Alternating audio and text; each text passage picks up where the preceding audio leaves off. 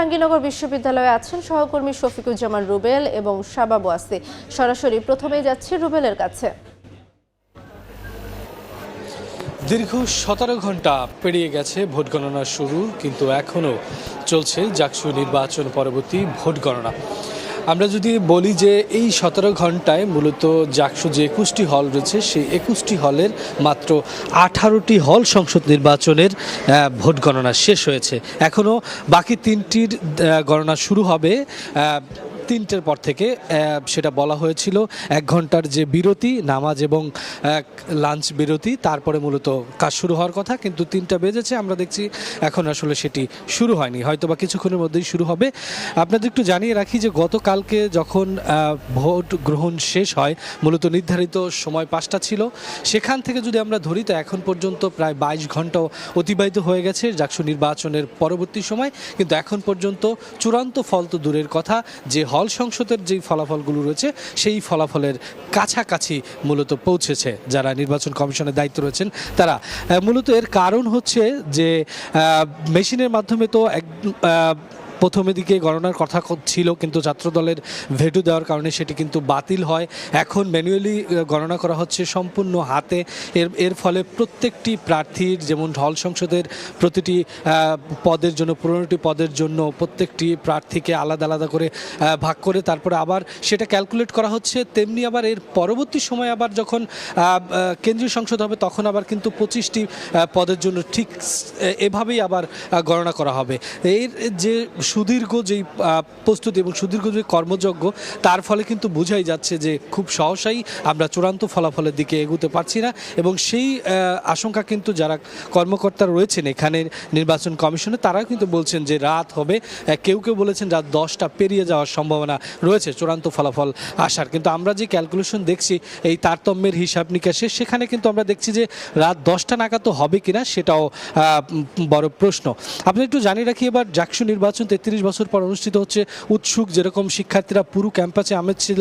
কিছু চ্যুত বিচ্যুত ঘটনা ঘটেছে, কিন্তু এর পরেই কিন্তু আমরা দেখেছি যে প্রশাসনের পক্ষ থেকে, আইনশৃঙ্খলা রক্ষাকারী বাহিনীর পক্ষ থেকে কিন্তু ব্যাপক প্রস্তুতি নেওয়া হয়েছে, যার ফলে ভোট গণনা পরবর্তী সময় কিন্তু কোনো ধরনের কোনো প্রীতিকর ঘটনা ঘটেনি। শুধুমাত্র ধীর গতিতে ভোট গণনা হচ্ছে। এইটি একটি বলা যায় যেটি একটি বিরক্তিকর যারা অপেক্ষমান শিক্ষার্থী তাদের জন্য, এবং যারা প্রার্থী রয়েছেন তাদের জন্য, যে দীর্ঘ সময় পরে তারা জানতে পারবেন যে তাদের এই যে চূড়ান্ত ফল।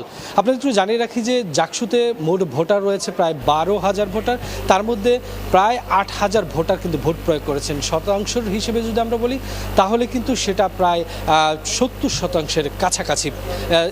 এত সংখ্যক ভোটার, তারপরে যে সংখ্যাটা বলছি এবং সময় ভোট গণনা তার তুলনায় কিন্তু কমই।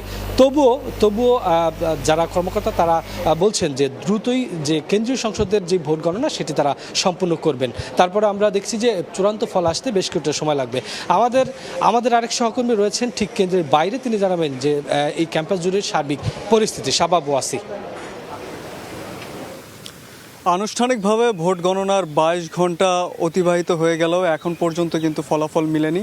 আমরা যদি জাহাঙ্গীরনগর বিশ্ববিদ্যালয়ের সার্বিক পরিস্থিতির কথা বলি, ক্যাম্পাসের পরিস্থিতির কথা বলি, আমরা এখানে দেখছি যে পরিস্থিতি বেশ স্বাভাবিক রয়েছে, এবং বলা চলে স্বাভাবিকের চেয়ে কিছুটা নীরবই বলা চলে। কারণ আমরা এখানে দেখতে পাচ্ছি যে আমার পেছনে আপনারা দেখতে পাচ্ছেন যে এখানে শহীদ মিনারের সামনে একটি এলইডি স্ক্রিন লাগানো হয়েছে, যেখানে সরাসরি যে ভোট গণনা সেটা সম্প্রচার করা হচ্ছে। তবে তেমন শিক্ষার্থীদের আমরা উপস্থিতি এখানে দেখতে পাচ্ছি না। এবং সর্বোপরি আমরা ক্যাম্পাসটি প্রদক্ষিণ করেছিলাম, এবং আমরা যেটা লক্ষ্য করেছি যে শিক্ষার্থীদের আসলে তাদের সঙ্গে কথা বলে আমরা তাদের মধ্যে এক ধরনের উৎসাহ উদ্দীপনা আমরা দেখেছি। তবে সেই রকম উপস্থিতি বা নির্বাচনী আমেজ যেটা আমরা ডাকসু নির্বাচনের ক্ষেত্রে যেটা দেখেছিলাম আসলে সেইটা আসলে এখানে লক্ষ্য করছি না। তবে বেশ উপস্থিতি আছে শিক্ষার্থীদের, তারা খোঁজ খবর রাখছেন, একে অপরের সাথে কথা বলছেন। তাদের কাছে আমরা জানতে চেয়েছিলাম যে আসলে সর্বোপরি নির্বাচনী আয়োজন নিয়ে তারা কি ভাবছেন। তারা যেটা বলেছেন যে নির্বাচনী আয়োজন নিয়ে তারা সন্তুষ্ট রয়েছেন, তারা নির্বিঘ্নে ভোট দিতে পেরেছেন। তো তবে কেউ এটিও অভিযোগ করেছেন যে প্রশাসনের অব্যবস্থাপনার কিছু অভিযোগ তারা জানিয়েছেন, যে বিশেষ করে যে ভোট দেওয়ার ক্ষেত্রে যে কালি দেওয়ার কথা সেটা আসলে দীর্ঘস্থায়ী ছিল না। অনেক ক্ষেত্রে ছবি স্পষ্ট ছিল না বা ওইভাবে আইডেন্টিফিকেশনে কিছু ত্রুটি ছিল। তো সব কিছু মিলিয়ে আসলে তারা কিছু অভিযোগ জানালেও সর্বোপরি তারা এটা নিয়ে সন্তুষ্টি প্রকাশ করেছেন। আপনারা জানেন যে ইতিমধ্যেই কিন্তু নির্বাচন বয়কট করেছে ছাত্রদল এবং 4 প্রগতিশীল প্যানেলের প্রার্থীরা। তবে এখন পর্যন্ত বাংলাদেশ ছাত্র শিবির এবং বাকছাস সমর্থিত এবং স্বতন্ত্র প্যানেল কিছু স্বতন্ত্র প্রার্থীরা তারা কিন্তু এখনও নির্বাচনের দৌড়ে আছেন। তো সব কিছু মিলিয়ে এই ছিল জাহাঙ্গীরনগর বিশ্ববিদ্যালয়ের ক্যাম্পাসের বর্তমান পরিস্থিতি। তো